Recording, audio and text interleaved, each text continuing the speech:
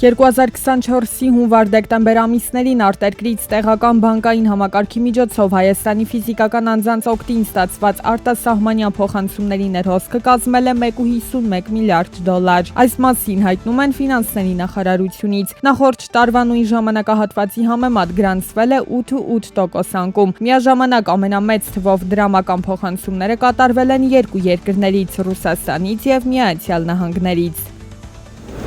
Հայաստանի Հանրապետության արտաքին գործերի նախարարության 2024 թվականի կարիքների համար պետական բյուջեից հատկացվել է 27.4 միլիարդ դրամ։ Այս մասին հայտնել է ֆինանսների նախարար Վահե Հովհաննիսյանը։ Այս միջոցների կատարումը կազմել է 98.8%։ Արտաքին գործերի նախարարությունը շարունակում է իրականացնել 6 ծրագիր 14 միջոցառումներով։ Կառավարությունը հունիսի 5-ին նիստում որոշում է կայացրել, որով առաջարկվում է պետական բյուջեից 13.8 միլիարդ դրամի վերաբաշխում կատարել և այն ուղղել տրանսպորտային օբյեկտների, ճանապարհների հիմնանորոգման և կառուցման աշխատանքները ֆինանսավորելուն, ինչպես նաև արդեն ավարտված աշխատանքների 5%-ի և պատրաստ նախագծերի համար վճարմանը։ Հիմնանորոգվող ճանապարհների երկարությունը 58 կիլոմետր է։ Վիճակագրական կոմիտեի տվյալներով 2025-ի մայիսին Հայաստանում գնաճը նախորդ տարվա նույն ժամանակահատվածի համեմատ ավելացել է մինչև 4.3%։ Հատկապես աճել են սննդամթերքի գները։ Բանջարեղենը թանկացել է գրեթե 30%-ով, իսկ ձուկն ու ծովամթերքը ավելի քան 20%-ով։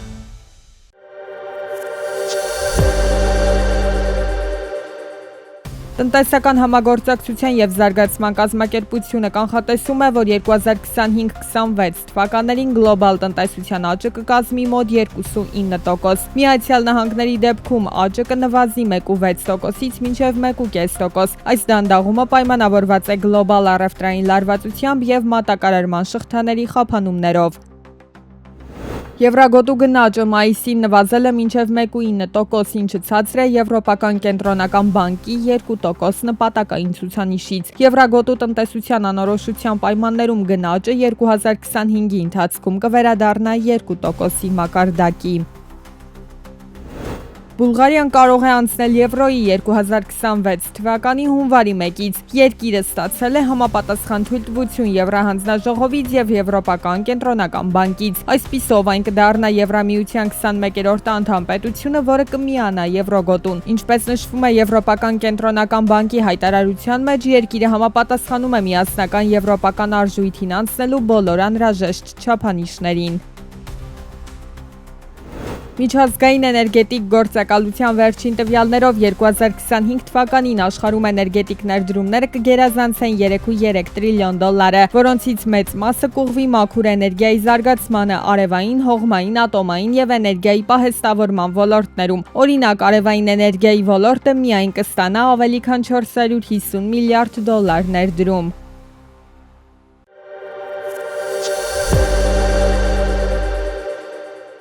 Ուսուցիչների վարձատրության համակարգը էապես փոխվում է։ Ժաննա Անդրեասյանն է վստահեցնում, թե ուսուցիչ կա մի քանի 100,000 դրամ աշխատավարձ է ստանում։ Նախարարը սա պատմական ռեկորդ է համարում Հայաստանի համար։ Մենք այսօր համակարգում ունենք ուսուցիչներ, որոնք ստանում են մինչև 600,000 դրամ աշխատավարձ։ Ավելի բարձր աշխատավարձ ստանալու համար ուսուցիչները պետք է գնան պետության առաջարկած ճանապարհով, այն է մասնակցություն կամավոր ատեստավորմանը և տարակարգի ձեռքբերում։ Ոլորտի փորձագետներն էլ ասում են, ուսուցիչը մի շարք պահանջների պիտի բավարարի, ու դա էլ դեռ բավարար չէ աշխատավարձի բարձրացում ակնկալելու համար։ Այդ կարող է գոյանալ միայն այն դեպքում, երբ որ ուսուցիչը դրույքից ավել է աշխատում, բնագիտական առարկաների մասնագետ, այսինքն 25% էլ հավելավճար է տեղինք ունի։ Երբ որ ուսուցիչը ունի ամբողջ այն պարտականությունները, ինչ որ կարող է մանկավարժը ունենալ, դասղեկություն, մեթոդ միավորում եւ այլն, ինչ որ տեղ է նաեւ խմբակներ էլ գուցե, այսինքն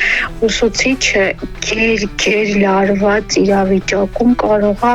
մոտավոր հասնի այդ թվին։ Ասվածի հավաստիությունը ստուգում ենք կրթության կառավարման տեղեկատվական համակարգում EMIS.am հարթակում։ Այստեղից ընտրում ենք ուսուցիչների աշխատավարձի հաշվիչ բաժինը։ Բացված պատուհանում մուտքագրում ենք պահանջվող տվյալներն ու հաշվարկում ուսուցչի աշխատավարձը։ Եթե օրինակ ուսուցիչը ցանկանում է ունենալ 400,000 դրամից ավելի աշխատավարձ, ապա պետք է ունենա 1.5 դրույքաչափ, բնագիտական ոլորտի կես դրույք, լինի ատեստավորված եւ 90%-ից բարձր արդյունք գրանցած, ինչպես նաեւ ունենա որակավորման 3-րդ աստիճանի տարակարգ, ասել է թե գերազանց տվյալներ։ Իդեպ ներկայացվող աշխատավարձը այստեղ ներառում է նաեւ հարկերը։ Գոնե մինչև 30 ժամի պիտի գա, որ այդքան գումար վաստակի ուսուցիչը, որտեղ երբ որ մենք նայում ենք 1 դրույք կամավոր ատեստավորումը հաղթահարած ամենաբարձր շեմը 300,000-ն է։ 20 ժամի համար առավելագույնը 300,000 ուսուցիչը կարող է վաստակել։ Դե տեսեք, մինչև 600 հասնելու համար իրեն ինչքան այլ հավելյալ աշխատանքներ են պետք, որոնք որ արդեն ուժասպառ են անում ուսուցչին։ 600,000 դրամ աշխատավարձ ստացող ուսուցիչներ կան Հայաստանում, բայց շատ չեն։ Իդեպ Հայաստանում ուսուցչի միջին աշխատավարձը դեռ զիջում է հարևան բոլոր երկրների ուսուցիչների վարձատրությանը։